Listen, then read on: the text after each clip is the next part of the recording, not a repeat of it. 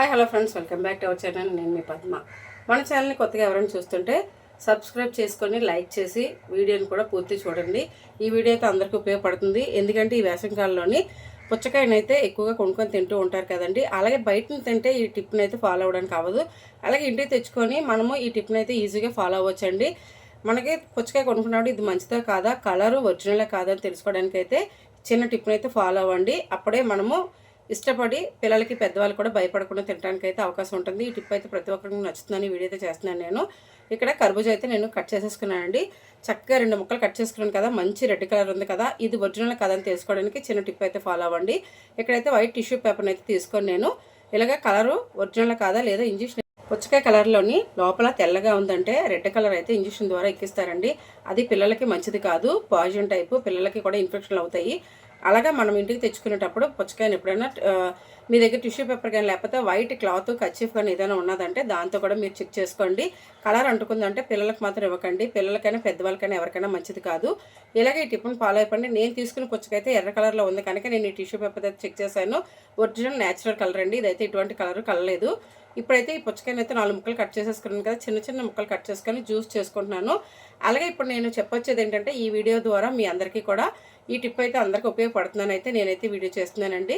పుచ్చకాయ కొనుక్కొని తెచ్చుకునేటప్పుడు కానీ మొక్క కొనుక్కొని తెచ్చుకున్నా కూడా టిష్యూ పేపర్తో కానీ వైట్ క్లాత్తో కానీ మీరైతే ఈ టిప్ని ఫాలో అవ్వండి.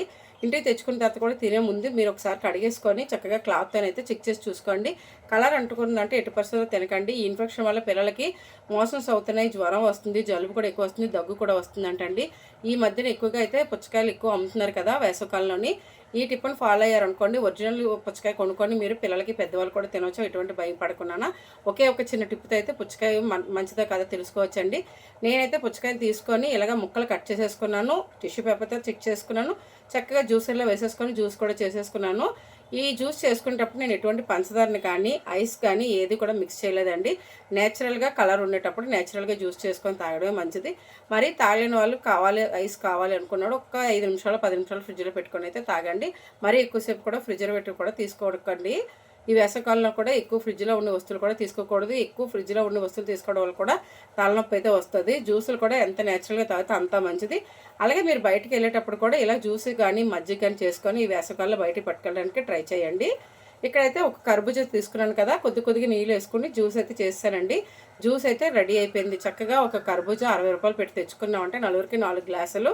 ఇంటిల్లిపాది కూడా కొంచెంగా చక్కగా ఇంటిల్లిపాది అందరం కూడా ఒరిజినల్గా న్యాచురల్ జ్యూస్ అయితే తాగొచ్చు. హోమ్ మేడ్ జ్యూస్ బయటను కొనుక్కునే పని లేకుండా ఫ్రూట్స్ కొని తెచ్చుకొని ఇలాగైతే ట్రై చేయండి. అలాగే వాటర్ మిలన్ ఒరిజినల్ కాదని నేనైతే చేసి చూపించాను కదా. ఈ వీడియో మీకు నచ్చింది అనుకుంటున్నాను. లైక్ చేసి, షేర్ చేసి, సబ్స్క్రైబ్ చేయండి. Thank you for watching. Bye.